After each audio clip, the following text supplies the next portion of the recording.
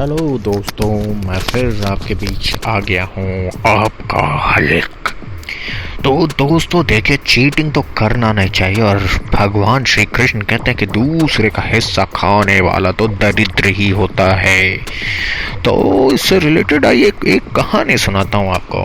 Friends, Gomti नदी के किनारे बसे लखनऊ में एक श्यामदास नाम के संपन्न व्यापारी थे। उनके 2 पुत्र थे।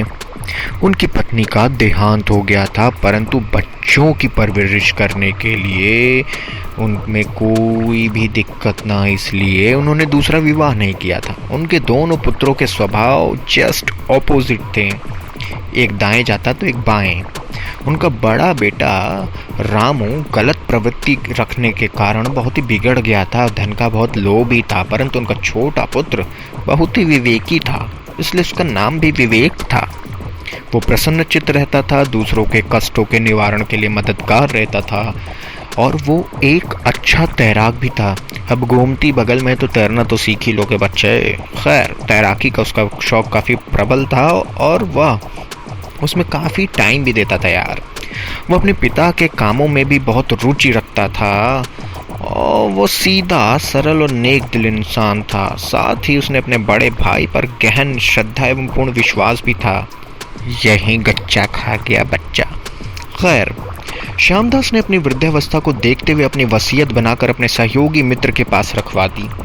सहयोगी मित्र और उसे रजिस्टर्ड कराने के निर्देश भी दिए, परंतु ऐसा होने से पूर्व ही दुर्भाग्यवश हृदयाघात यानी कि हार्ट अटैक के कारण उसकी मृत्यु हो गई। उसके बड़े बेटे ने सोचा कि ये तो टाइम बड़ा अच्छा है।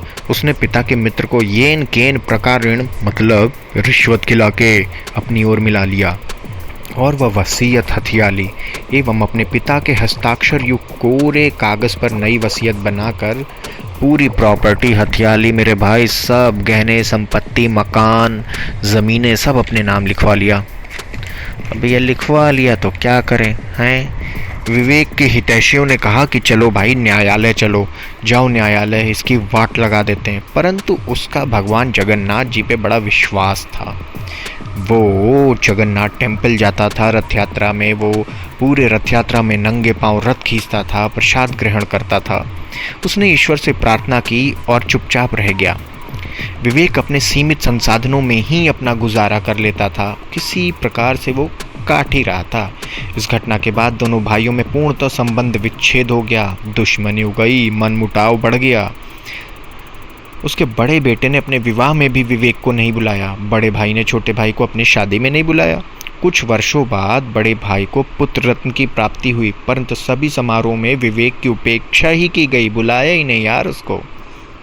समय बीत रहा था और बड़े भाई के बेटे जो थे वो 2 साल के हो गए थे। एक दिन वह अपनी माँ के साथ नाव से गोमती नदी पार कर रहा था, तभी न जाने कैसे हादसा हुआ और बच्चा छिटक कर नदी में गिर गया। विवेक इस घटना को पास ही बने पीपे वाले पुल से देख रहा था। उसका मन अपने अपमान को याद करके सहायता करने से रोक रहा था, परंतु इंसानियत, भगवान जगन्नाथ की प्रेरणा से वो नदी में कूद गया। वो अपने आप को नहीं रोक पाया और बिजली की गति से पानी में कूदकर तैरते हुए उस बच्चे के पास पहुंच गया। अपनी तैराकी के अनुभवों से उसने उस बच्चे को बचा लिया। इस दुर्घटना की खबर आग की तरह पूरे लखनऊ में फैल गई और उसके बड़े भाई बदहवास सा नंगे पांव दौड़ता हुआ नदी के किनारे जा पहुंचा। वहां पर उसने देखा कि काफ़ी लोग विवेक को घेर कर उसके साहस, त्वरित निर्णय एवं भावुकता की भूरी भूरी प्रशंसा कर रहे थे। बड़े भाई को देखकर विवेक बच्चे को हाथ में उठाकर उसे देने के लिए उसके पास आया। यह दृश्य देख बड़ा भाई स्तब्ध रह गया और उसके मुंह से ये शब्द निकल पड़े, आज मैं याचक हूँ और तू दाता हो। उसकी आंखें सजल हो गईं और वह फूट फूट रो पड़ा, मानो पश्चाताप के आंसुओं से मन का सारा मैल झर रहा हो। वह रुंधे गले से कह रहा था, मैंने तेरे साथ हमेशा अन्याय किया है। मेरी धन लोलुपता, लालच, लोभ स्वभाव ने मुझे अधर्म के पथ पर लाकर भ्रष्ट कर दिया। मेरे भाई, तुमने अपने अपमान को भी पीकर अपनी जान जोखिम में डालकर मेरे बच्चे की रक्षा की है। मुझे मेरी गलतियों के लिए माफ़ कर दो मेरे भाई, माफ़ कर दो और मेरे साथ घर चलो। विवेक चुपचाप खड़ा सोच रहा था। तभी वह बालक चाचा चाचा कहकर उसकी गोद में आने के लिए मचलने लगा। ऐसे भावपूर्ण दृश्य ने बड़े भाई और विवेक दोनों के दिलों में एक हलचल सी पैदा की और दोनों दिल जुड़ गए। बड़े भाई छोटे भाई को लेकर उसकी संपत्ति का हिस्सा देने को तैयार हुआ और कागज तुरंत बनवाए मेरे भैया, तुरंत। विवेक का हिस्सा दे दिया विवेक को और कहा, इस पे तुम्हारा अधिकार है मेरे भाई, इस पे तुम्हारा अधिकार है।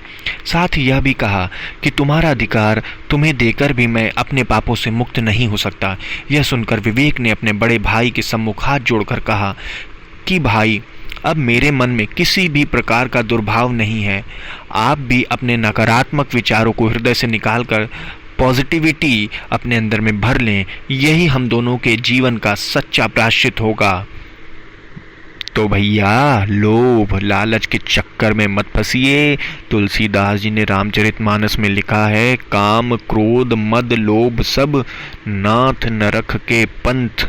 ओके फ्रेंड्स, ऐसे ही कुछ कहानियां लेके ये हल्क आता रहेगा आपसे मिलने। और थैनोस की तो वाट लगानी है ना मुझको, तो ठीक है दोस्तों, मैं जा रहा हूँ थैनोस को मारने, फिर आऊंगा आपसे मिलने। Bye bye.